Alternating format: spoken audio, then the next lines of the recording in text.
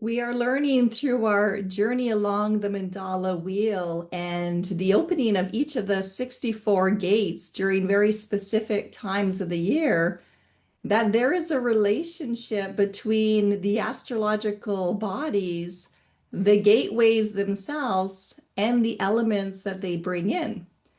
In this case, we are entering through gate number 29, which literally is at the crossroads between Leo season and merging into Virgo. And here we're going to start to see how the aspects of Leo and being that fire sign operating in the fifth house of creativity, romance, and pleasure then starts to receive an integration from Virgo, the earth sign, in the sixth house of health, daily routines, work, and service. So, as part of that transitioning, there is an energetic stimulation to commitment. And commitment in this sense is going to be found down in the sacral center of human design. And it's going to take us through the shadow of half-heartedness, how we tend to postpone certain things, really leading into the gift of our commitment and leading us towards the highest light aspect, which is all about devotion. When we look at the teachings of the I Ching, this is known as the automatic yes. And a lot of times we say yes to something before we're consciously aware that we just agreed to it. So it teaches us that no matter how dark or dangerous aspects of our life appear to be, there is always a way through. Never give up and never be manipulated. So it's also learning to establish for yourself the art of making the right commitments for each situation that confronts you. When we're looking at your human design chart, you're going to find the sacral center the second from the bottom. And about 70% of humanity has that sacral center colored in. So if you are a generator, a manifesting generator, you have a defined sacral center. And if you fall into one of the other categories, manifester, projector, reflector, you are open to feeling the quality of life force energy within others. It is really a beautiful opportunity during this time in the mandala wheel that the entire collective gets to experience this. And if you have gate 29 already circled on your chart, especially if you're coming from a defined sacral center, this is one of the main ways that you really bring energy in towards yourself. The sacral center does teach us about life force energy, and life force energy is the energy that is required to sustain the family, the workplace, to bring children into the world. And it is really about allowing yourself to respond to life. That is the strategy if you are a generator or a manifesting generator, is not to get out there and force something to happen, but it's really allowing yourself to open up at the level of the body, the cells, to breathe into life itself and to get the indication from that sacral center of you that goes, yes, that does feel right to me, or no, that does not. So it is beyond language. It is a vibration. It is a wisdom that shows up within your cellular DNA. And the more you really get in touch with the way your sacral speaks to you, the honoring of your body, the more you're going to make decisions that are in alignment to your truth. And you're going to draw towards yourself a greater sense of satisfaction. When we are going against our body wisdom because we're letting the mind control the way, this is where we get frustrated. And we find ourselves creating patterns of behavior that we can't seem to get out of. It's like hitting your head against the wall time and time and time again. And eventually you just get frustrated.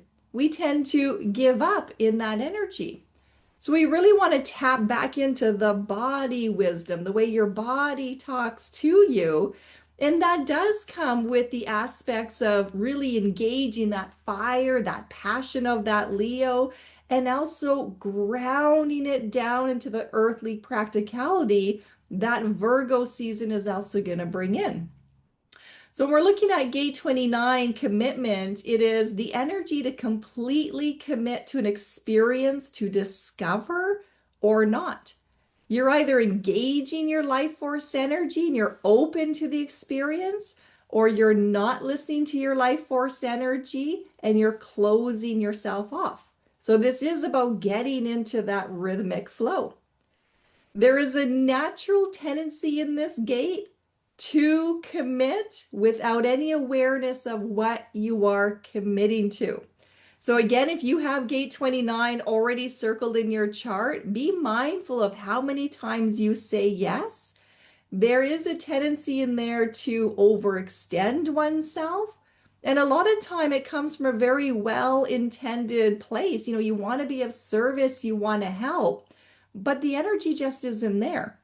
So a lot of times we commit to things that are not of our highest good because we have a mental program that tells us that we should do it. So the body becomes frustrated, the mind eventually becomes frustrated. There's a tendency to overextend oneself, so then resentments start to build up. And it's really teaching us that we are here to respond to life. We are here to commit to experiences, but your body knows when you're energetically ready to do that and when it is a natural rest period for yourself. So we're learning to break away from the mind and really pay more attention to the body so that we can stay in that beautiful rhythmic flow of maximizing life force energy. So it's really here to teach us to search for a yes response, but it's one that is in genuine alignment with your true nature. So we're learning about how we use the mind to commit to things versus the wisdom from our body. And because the body's awareness is quiet, it's subtle, it's so easy for the mind to override it unless you are more mindfully intercepting those thoughts, your programs, and your repeating behaviors. This is also part of what is known as the channel of discovery. So here we have an opportunity to pull energy directly from the center of self above it through gate number 46, which is tied to the love of the body or not. So this is actually the teachings of the fall equinox. It's one of four love gates within human design. And it really moves us through the shadow of being too serious. And it teaches us that when we are playful and when we are doing the things that bring us the greatest amount of joy, well, then things are just serendipitous in nature, meaning you're at the right time and at the right place to receive exactly what it is that you need to receive. So life becomes this beautiful, magical experience of awe and wonder. So again, you're going to want to check your human design chart to see if you already have this channel in your design. And if not, during this time in the opening of the mandala wheel, if you're following along with the inner alchemy journey, we're all getting opportunities to experience this.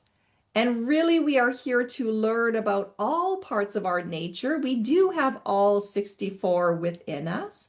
They just appear in different ways for us. So we want to really get into that flow of the more you're loving your body, the more you're trusting in your body, you're taking good care of your body, the more you're going to open up that energetic flow to be in alignment to saying yes to the things that are of your highest good. It's when we become energetically depleted or we're tired or we're just kind of stuck in the motions of not really caring anymore, but we're just showing up because that's what's expected of us. That really decreases the life force energy and it puts us into being a robot. So when we're in those kind of energies, like life just doesn't have any sort of glimmer or sense of awe any longer. It becomes very dull. So we really want to explore the relationship between how we are respecting The body, this is the vessel that is housing your spirit and your inner desires, your inner passion, your inner fire, creativity, all of those things that are your gifts that are coming out into the world. So there is a beautiful relationship in there. Now, one of the things that it's here to teach us is how to let go of our own expectations. Our expectations is us trying to tell the universe what we want to happen instead of allowing ourselves to be in the flow with the rhythm of the universe. So it's like the single flower out in the yard trying to tell all the other flowers how to behave so that it can do what it needs to do.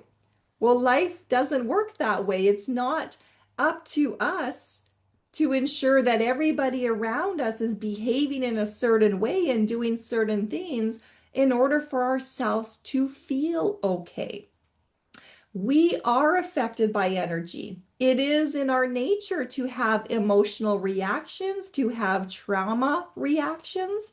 Those are our opportunities to know where the healing work is needed within inside ourselves. So if we have a hard time being around others that are fighting and arguing, then it is us to be into more balance, into breathing into ourself, reassuring the self that we are okay, looking at any childhood trauma that may have come up, and learning how to create a sense of peace and harmony within that then can be pushed out to the surrounding area to help others within that environment. So we're learning how to let go of our expectations. Energy feels personal, but it's not all about ourselves. It's not just happening to you.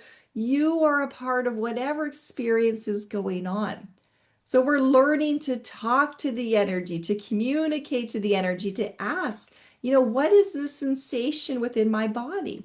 What is this fear that is arising? What is this excitement that is arising? What is this emotion that is arising?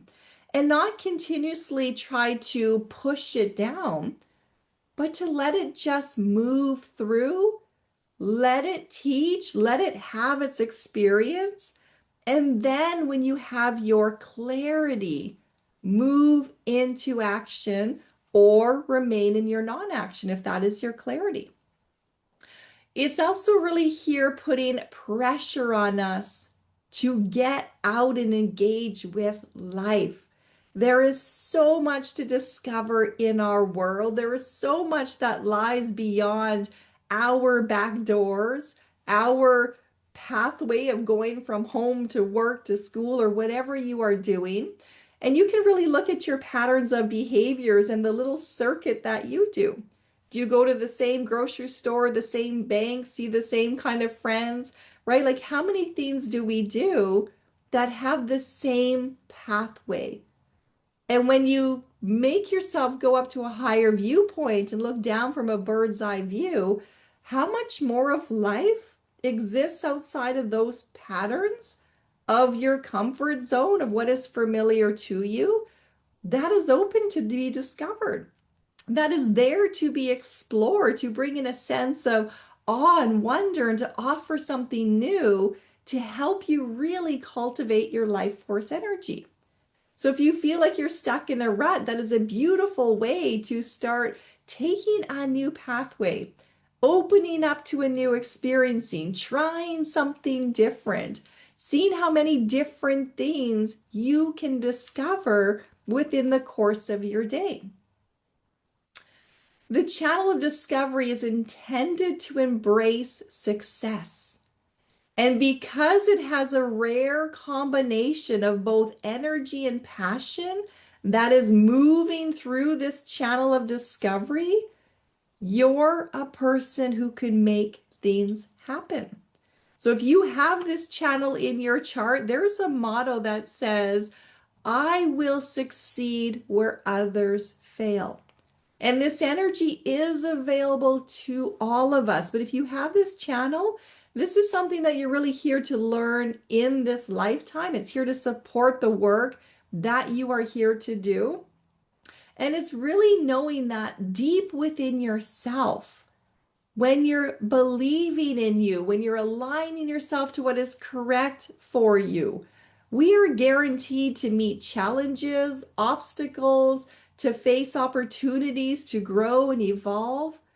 And it is during those times where, when you're in alignment to what is correct, you will find a way to persevere. You will find a way to succeed. Because when you are aligning to what is meant to happen, the energy is already in that magnetic connection when you're releasing your expectations, and it must find a way through. It's like putting a seed in the earth. Eventually, it will find its way out into the light. It will take root, it will grow, it will become something. But first, it requires the right conditions. It needs to be nourished, it needs to be assured, it needs the supporting foundation. And that's where the love of the body comes in. The more we take care of the self, the more creation can bloom from within us. That is the beautiful channel of discovery and really engaging your life force energy to birth into the world that which is for the highest good, the highest service of all of humanity. So we're going to move now into the teachings of the gene keys. And the gene keys is literally the key that comes to open up the gateway even further. It's going to teach us about the inner alchemy potential. So in this case, the shadow of half-heartedness, the dilemma of postponement, the gift of commitment, and the sooty of devotion. And these are coming from the Book of the Gene Keys by Richard Rudd. We have taken some of the extracts from the teachings of the Gene Key 29, and we're going to use those as reference point for our discussion and our contemplation. But I do highly recommend to get a copy of the Gene Keys book if that is something available to you. So we're going to start right out with the shadow of half-heartedness and that dilemma of postponement. And when I picked this picture, my thought and my intention towards this was, life is like baking a cake. We gather the ingredients, we put it together, and a lot of times we create something that either doesn't have enough substance, so it doesn't rise, it falls flat, and or we can create something that looks absolutely beautiful, but you don't want any of it. So it's really knowing when you are doing the right things for the right reasons versus trying to do things because you have an expectation on yourself, you have an expectation on others, the mind has a program, but you know deep inside of you, I don't really want to do this. I'm not really feeling this, that this isn't where my time and my energy is really leaning towards. So it's really examining the fears that can come up for each and every one of us that do come from the mind that overrides the wisdom of the body. Maybe this individual just wanted to be out in the sunlight playing. Maybe it was ready to get out of the kitchen and away from all the mess and away from all the responsibilities, but for whatever reason, denied itself to follow its truth. And perhaps there is a balance in there of sometimes being able to follow that calling, indulge in that sunshine, take the breather, then step back into the busyness of life. Because we also have to be a realist. There are responsibilities that we always don't want to do, but we know that we need to do it for the greater good. So in this case, the shadow of half-heartedness is a life that is lived in fear, is a life half-lived. If fear is driving your way, if fear is making your decisions, you're not trusting in yourself. And that is what we're really here to learn, is to trust in the self so that you can have the confidence to make the right decisions and to really embrace life and all of the experiences. When you're in the shadow of half-heartedness, it's either about over-committing or it's a lack of commitment. It's about postponing what your soul self wishes to express and staying trapped in repeated patterns simply because we tend to give up at the first sign of trouble or discomfort. All half-heartedness is rooted in deep, unembraced fear. So when we're constantly committing to something and then stopping something, or we're trying something, we can't figure it out, and then we give up, and then we start those narratives that reinforce the story. Oh, I'm not smart enough. I'm not able to do that. That's not the right thing for me. I can't do that. What will they say about that? All of that mind talk reinforces that fear, that pattern that is limiting life. And when we give ourselves permission to just try, a child goes out and plays, and it doesn't start off with a program in its head of, I have to succeed. All it wants to do is play. It's in the energy of discovering, of engaging, of exploring. And sometimes it might get a scraped knee, sometimes it might fall and trip, but it quickly gets back up again and moves forward unless there's an interjection from another energy, a parent, a sibling, something else that makes a comment, oh, you're so clumsy. You shouldn't be doing that. What were you thinking? Those are the kind of languages that really start to overshadow. It starts to suppress the life force energy of that child who was just here to play and explore. And we all have that inner child within us, but it's important to realize that as the adult now, you're the only one still suppressing that inner child. So it's up to you to start pouring in the love and the nurturing and allowing that child to grow, to mature, and to evolve past its stories to then really get out and live.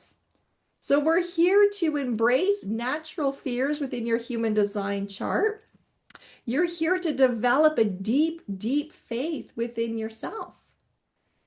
And all of us are here to complete natural cycles. So we're all in these fractal patterns. We all have certain life lessons that we signed up for. And until you fully complete the lesson that your soul came to complete, you don't move on to the next lesson. And that is love. Love is not going to put you into something that you're not ready for.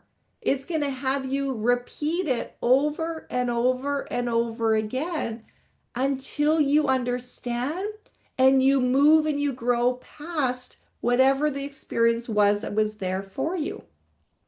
So when we tend to break cycles prematurely, the life gives us those same patterns of experience again until we finish the cycle and until we learn the lessons. But most often, we keep doing the same things over and over again because we don't follow things through to the natural endings. And one of the most common places that that shows up is in our relationships.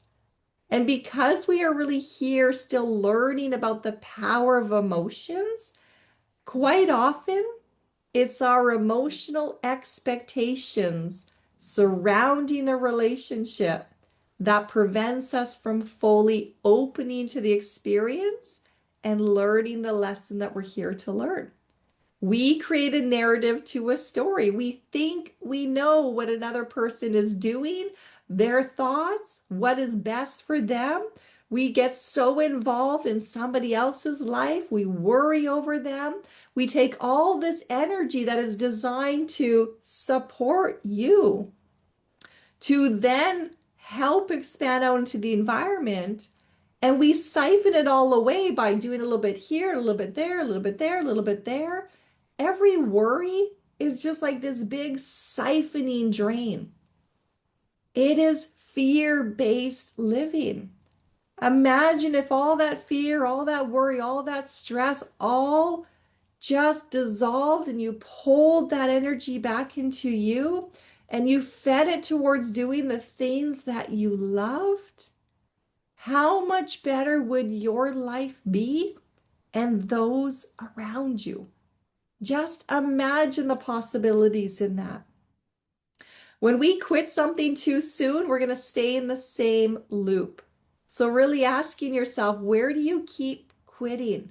What do you keep postponing that you know beyond know is of your highest good, but for whatever reason, you are stopping yourself, you're convincing yourself you can't, you're staying too busy so that you don't have the time for it. Those are all excuses that we do based on fear. When we do follow an experience all the way through to the end, you will make a quantum leap, both in terms of your good fortune and your fulfillment. So when you finally get to the end of something, and especially if you've had to struggle, those struggles sometimes just savor that victory at the end even more so. You have just told yourself that you can do it. So you grow by leaps and bounds in your belief in yourself every time you stick a commitment through to the end. So what's important is that you are only committing to those things that are for your highest good. Otherwise, you're spending a lot of time and a lot of energy committing to things that you really don't want to do, and there's no satisfaction or reward coming back. It is just draining. It becomes an energy vampire. Now, if we keep looking back and we see the same old emotional traumas constantly repeating themselves in your life, eventually you're going to learn that what you are doing or not doing is causing these patterns. So once we claim the responsibility for ourselves and we see, when I do this, that happens. Every time I say yes when I mean no, then I'm going to deplete myself. I'm going to resent myself. I'm going to be frustrated. What if I stop? What if at the point of before blurting out a yes, I pause and I give myself time to check in with my true self? So once we learn to take responsibilities for what we are creating, then we are more mindful in what it is that is actually being created. It changes the entire recipe and the energy on whatever it is being created. And there are so many possibilities for creation. It is unlimited. The shadow state always has two sides to it. We have a repressive side, meaning we really keep it in ourselves. We have a reactive side, which kind of projects that out into the world. So in a repressive state, this is where we see the overcommitting. So it is someone who is conditioned not just to make a commitment, but to keep them no matter what. Now, if you have a undefined heart center in your human design chart, which is that tiny little triangle, you are not designed to make promises. And that is strictly because you do not have consistent energy in the form of willpower to stick to those commitments. So if you've been taught to make a promise, it's allowing yourself to use language such as, let me check in with you, let me see, let me get back. I will not even try my best because try is kind of a half-hearted word, but it's really not locking yourself into a commitment that energetically you just cannot guarantee you will honor. But what happens in that open heart center is it has a not self tendency to want to prove itself. And it's trying to prove it's worthy and it's trying to prove it's valuable. Meanwhile, you already are. The child of you came into this world perfect. It didn't have anything to prove.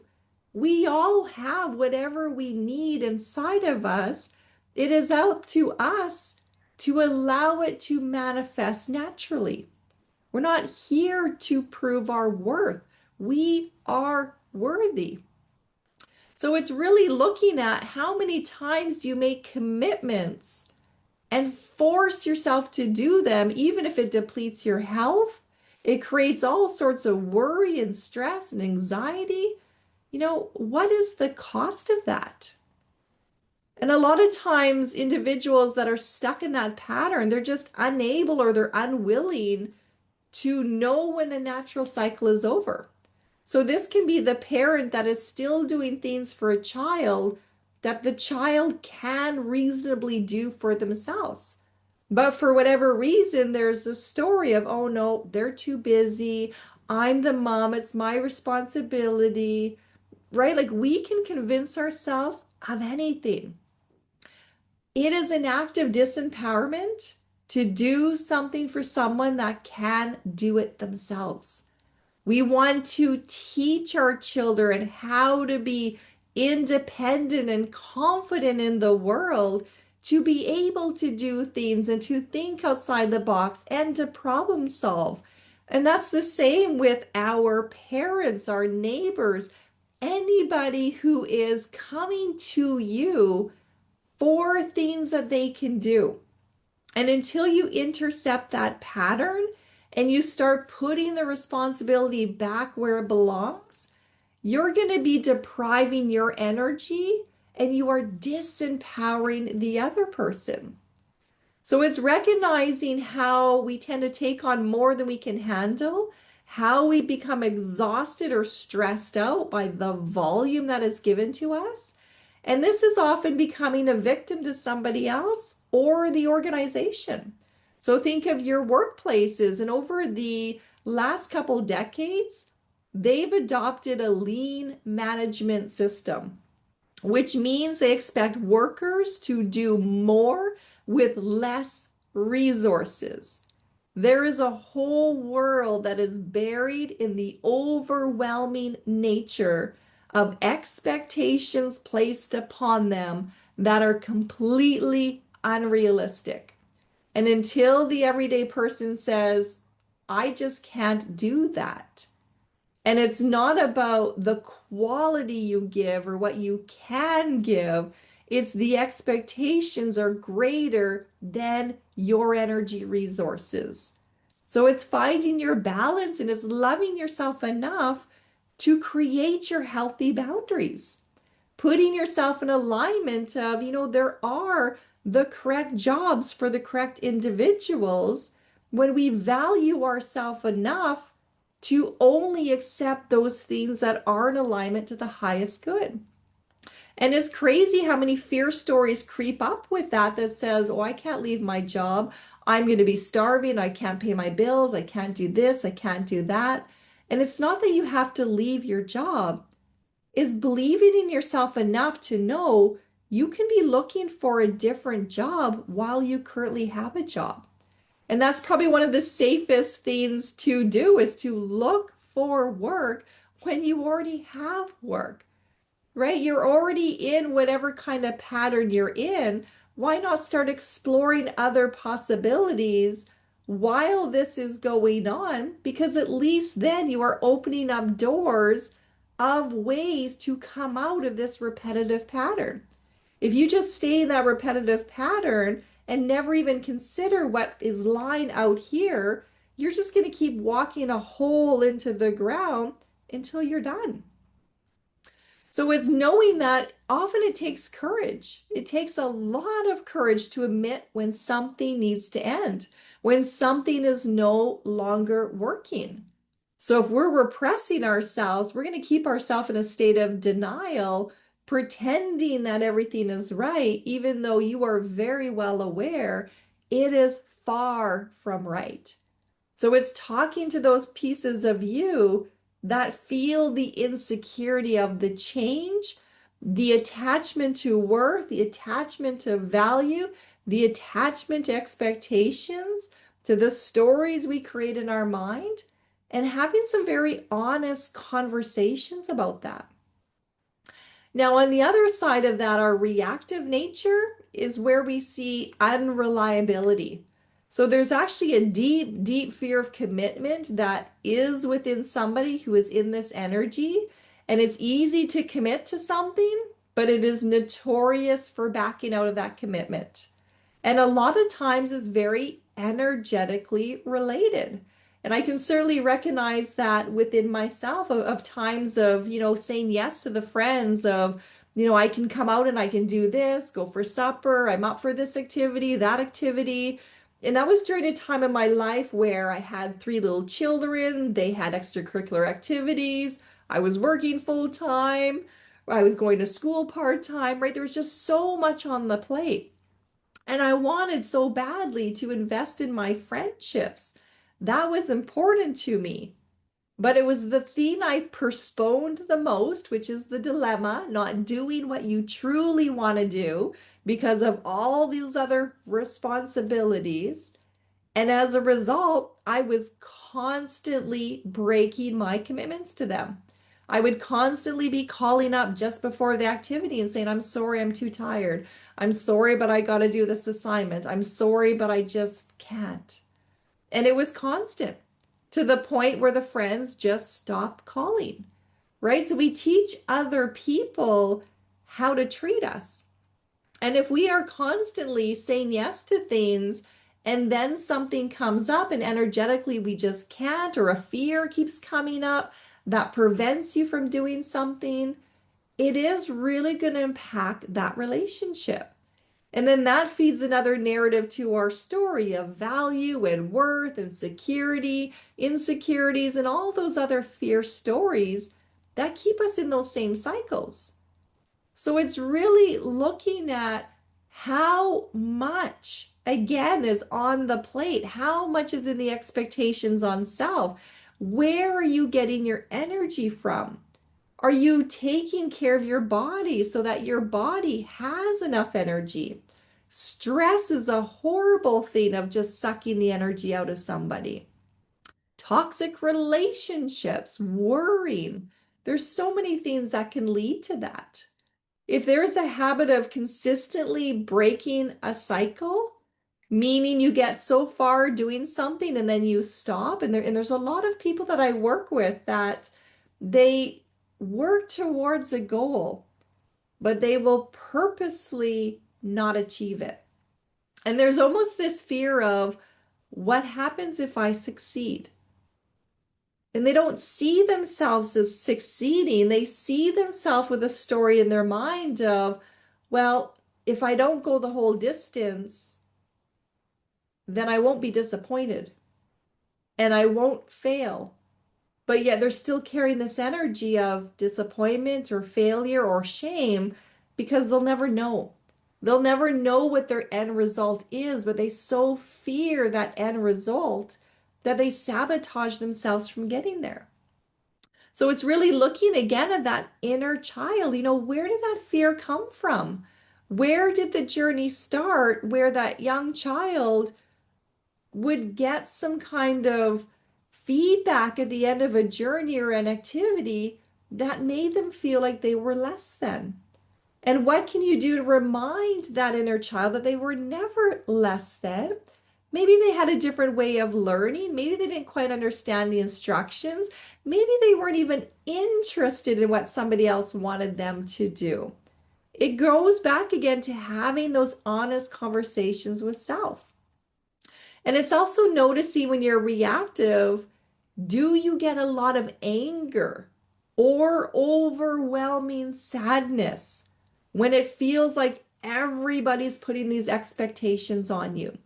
So this could be literally the teenager where the parents want them to have a certain career, wants them to get up, wants them to go to work, wants them to do all these things, right? And I've been a parent of teenagers and I understand it can be very frustrating having a relationship with a teenager who's going through all sorts of hormones and developments and emotions and their bodies changing.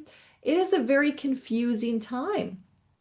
So we do tend to heap a lot of expectations around individuals at certain points of time. And that can create a lot of anger, a lot of resentment, especially if it's coming from someone who doesn't walk the talk.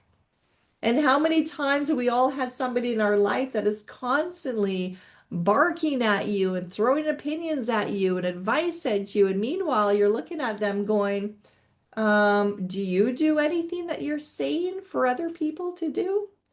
Right? So it's also really claiming back that self-responsibility and not getting so invested in somebody else's spiritual journey. Mother Teresa said it so well. She said, we're all here to clean our own doorstep. And if we would clean our own doorstep, the world would be a better place. Well, the doorstep is our energy, our auric field, what we are putting out into the world. So we send out our emotions, our thoughts, our fears, our stresses.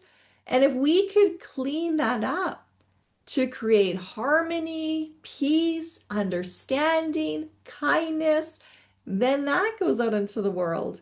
And yes, the world would be a better place. But my responsibility and your responsibility is to just work on ourself and allow others to do whatever it is that they came here to do. So as little seedlings, we all sprout and grow at our own time and at our own place. And this brings us to the gift of commitment. And when you're really thinking of that sacred life force energy, manifesting generators, your yeses that come from the body without words, the yes from within, you are going to feel it. It's going to flood into your body. So it's understanding for all of us, regardless of design. The only real commitment is commitment to your own inner guidance in the now. So the only thing that is real is this present moment. You are the only one who knows what is best for you. Nobody else knows your soul's journey. Nobody else knows your life lessons. You are the only one. So the more you commit to yourself, you build a relationship with your higher self, you honor your body, the vessel that's housing your spirit. That is attuning to real commitment. So to find that guidance, that's dependent on your surrendering to the life force within you. That means trusting. When you get the nudge, let's go in that direction. It's trusting, go in that direction. You're going to hear the mind say, no, we don't got time for that. You got to trust to go in that direction. This voice of the body, the soul's language, needs to be louder than the mind. And the only way to get that is to listen to it more than you listen to the mind talk. It is a quiet nudge. It is a gentle nudge. It is the divine parent that is reassuring the child. It's not interfering because we have free will. So we have to ask for help. We have to go within to listen. We have to honor ourselves, be honest with our feelings, our emotions, what's going on, doing our inner healing work, and trusting that we are being led down a path that is correct for you, trusting in life's natural cycles, trusting that you are placed exactly where you are to be of service for the highest good.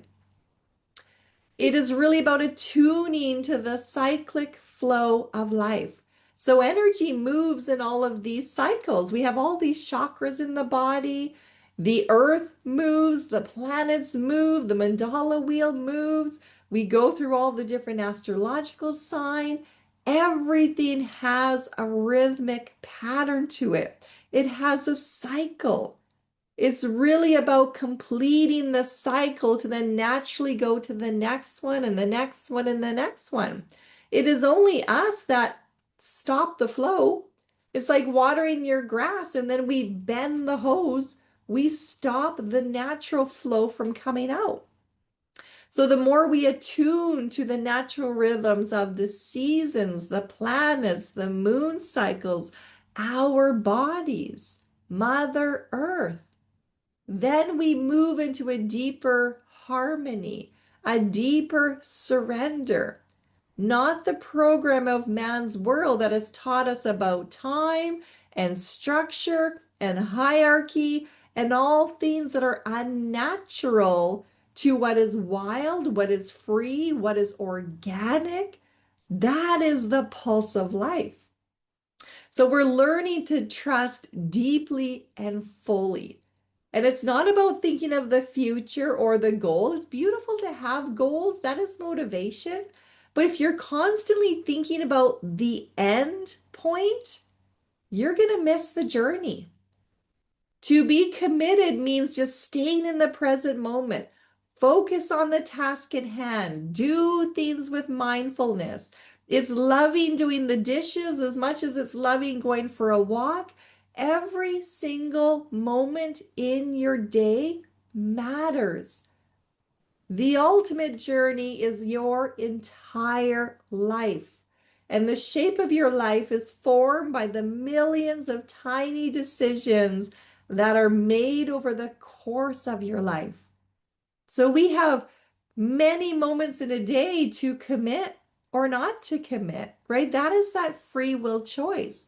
And the more you say yes to you, the more you say yes to life, the more life is giving you experiences for you to open up your arms and say, yes, that's that serendipity. That is the magic at the right place, at the right time to get exactly what you needed. That is the law of attraction. You are here to create your heaven on earth. But first, we have to wake up to the reality that we live in hell.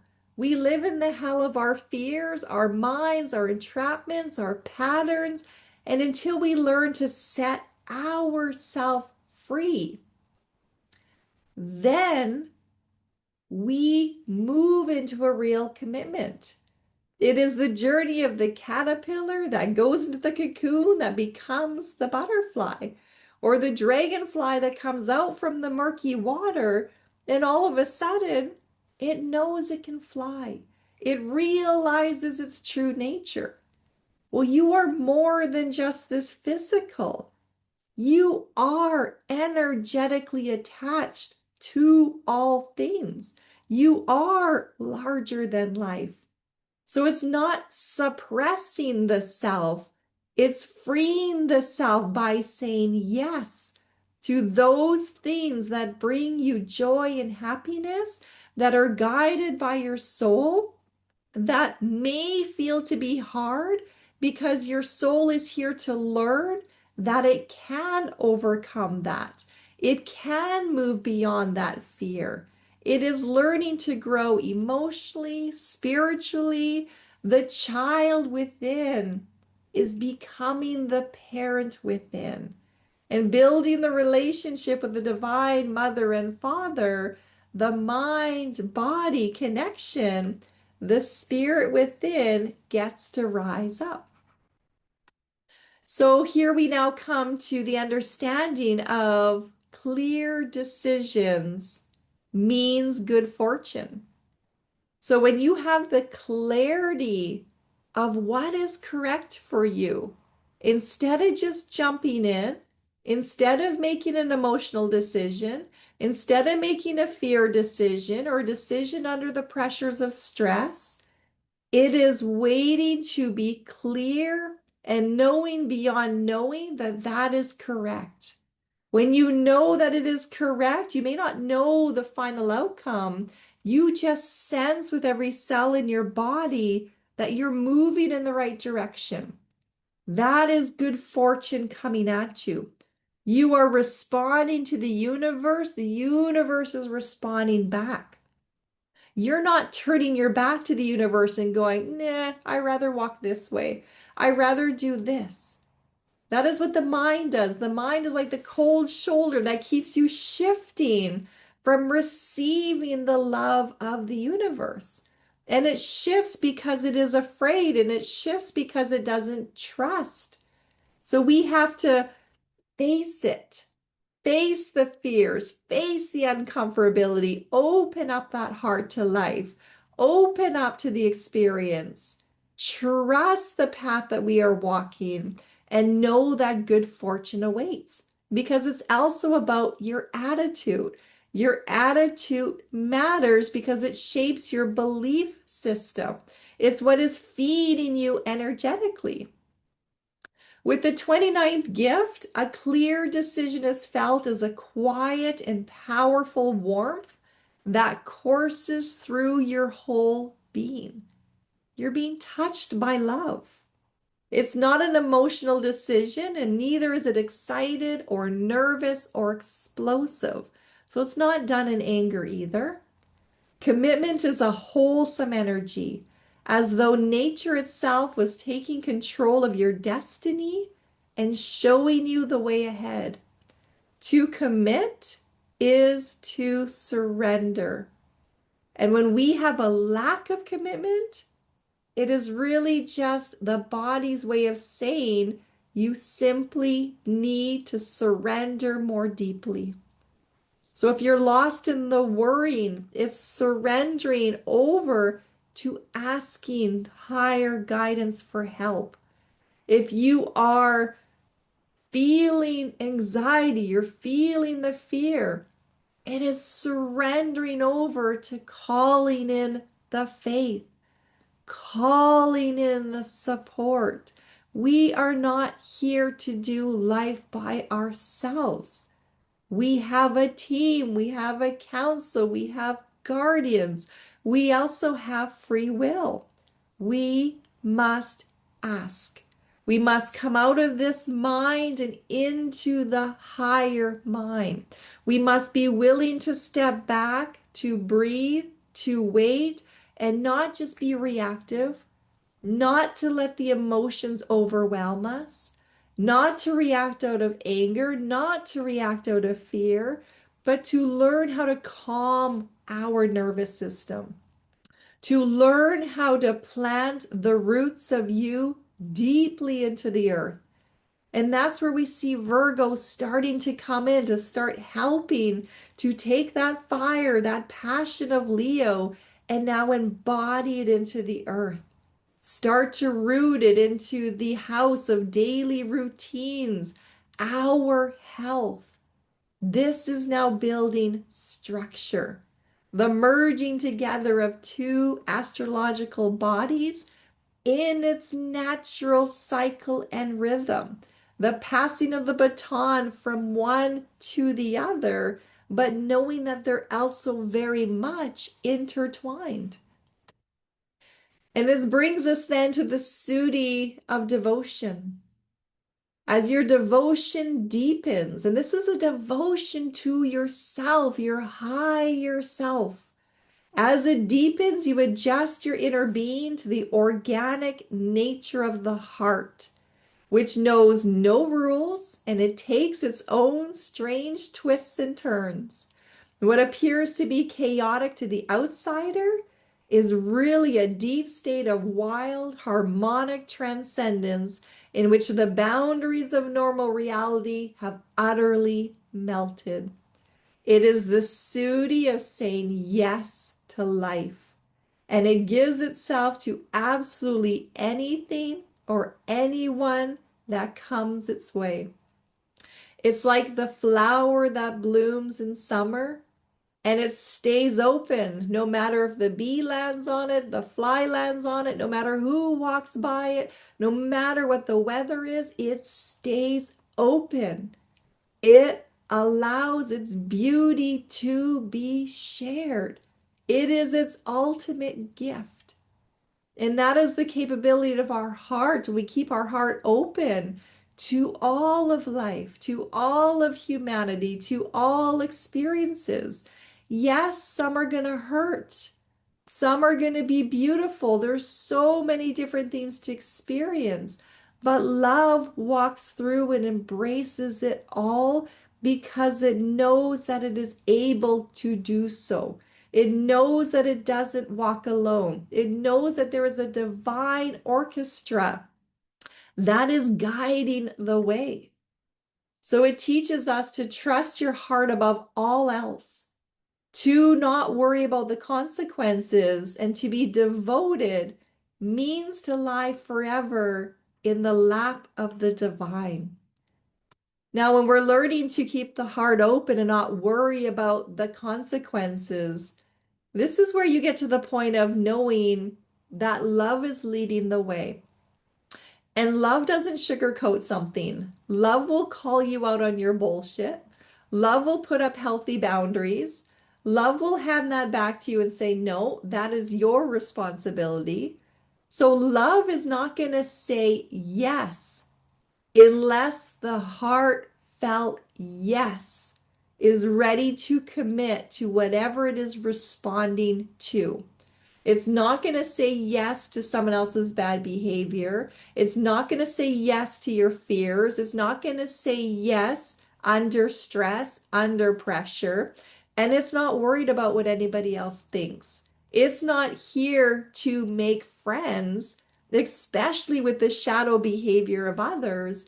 It is here to be love. And love is a magnetic quality that brings towards itself more love.